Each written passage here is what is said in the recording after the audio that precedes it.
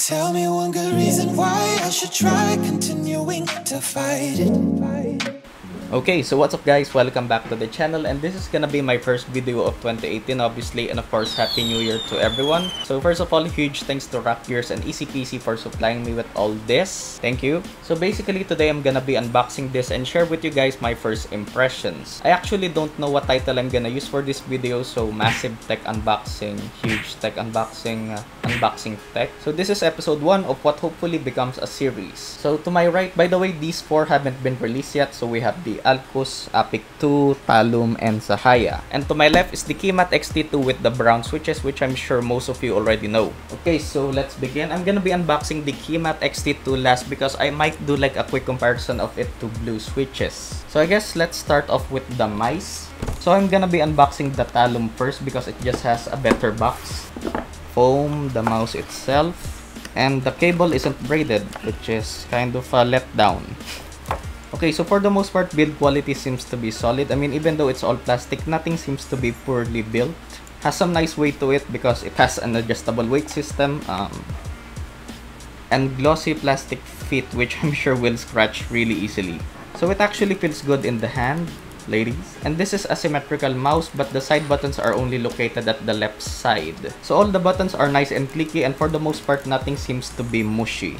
Light up rock logo and LED strip. By the way, I have no idea what the prices of these are gonna be when they come out, except for the KeyMod XT2, of course, which costs $2,695. But I'll leave the links in the description of Rock Gears and ECPC's Facebook page if you guys want to be updated on the release of these. And sorry if I'm not too insightful, as again, I'm just gonna be unboxing these and share with you guys my first impressions. So next up is the Alcus.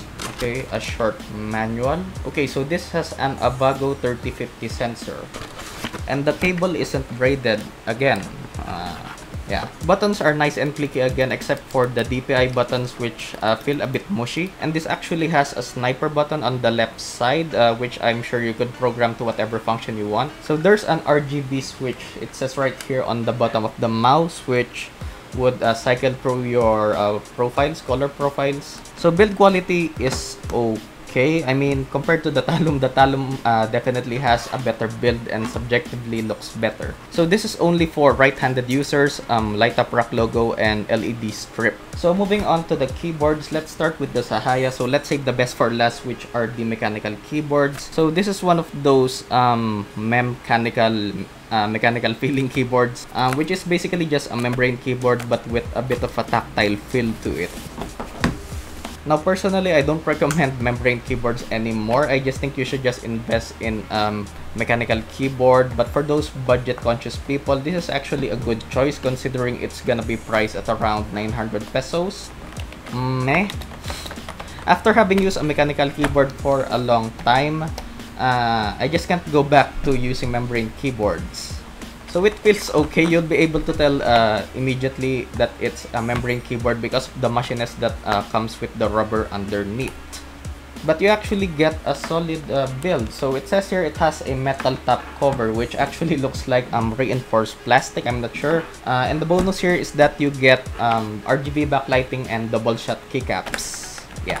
So I might not do a review of the Sahaya because this is pretty much similar to the mechanical feeling keyboard I reviewed a long time ago. Link will be in the description also. So next up is something I'm really excited for, which is the Apic 2, because now this has swappable switches. So I'm not sure if the first Apic had swappable switches. I think it didn't have swappable switches. Correct me if I'm wrong. Okay, the keyboard itself, keycap remover and switch puller. So it has a silicone cover.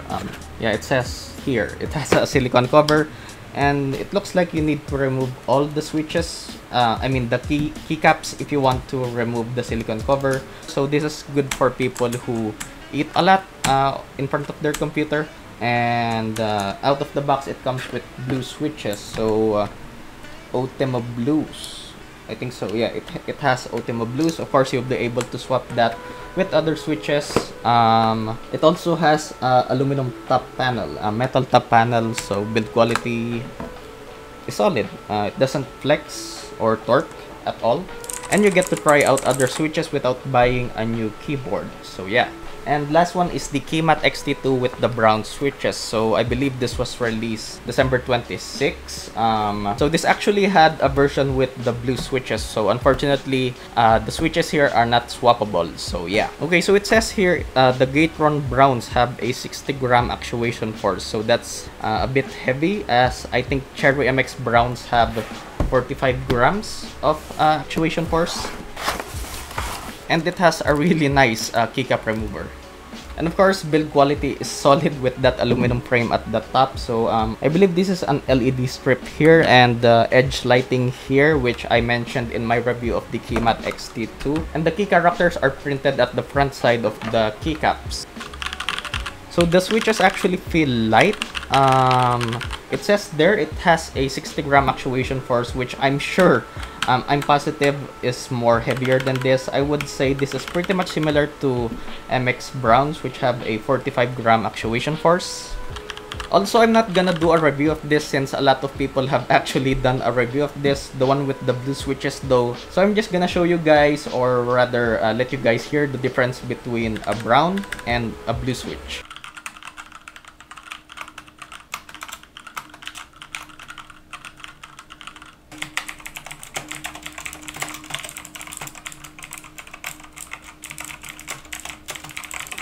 So they're both tactile switches and having the same actuation point of about 2 millimeters. And these Gatron browns actually feel light, so compared to blues, which have about a 50 to 60 gram actuation force, I would say this has a 45 gram actuation force just based on using them, even though it says 60 grams on the box. And the main difference between browns and blues is that browns are actually a lot more quiet compared to blues, as you've heard. But of course, not as quiet as reds, as browns still have that tactile bump, so you know when a key is being registered. So I would consider the browns to be the best all-around use mechanical switch. And as I always say, if it's your first time buying a mechanical keyboard, then I would recommend you to go for a red or a brown, as other mechanical switches will feel really different. So I hope you guys enjoyed this video somehow. So leave a like if you did, and dislike if you feel like you have to. And if this is your first time to the channel, then consider subscribing. As always, bookmark and use my Lazada affiliate link when buying at Lazada, and also donate to my Patreon if you guys don't mind, to support the channel. Also, follow me at Twitter for updates and announcements. So thanks for watching. Happy New Year again to everyone, and I'll see you guys in the next one.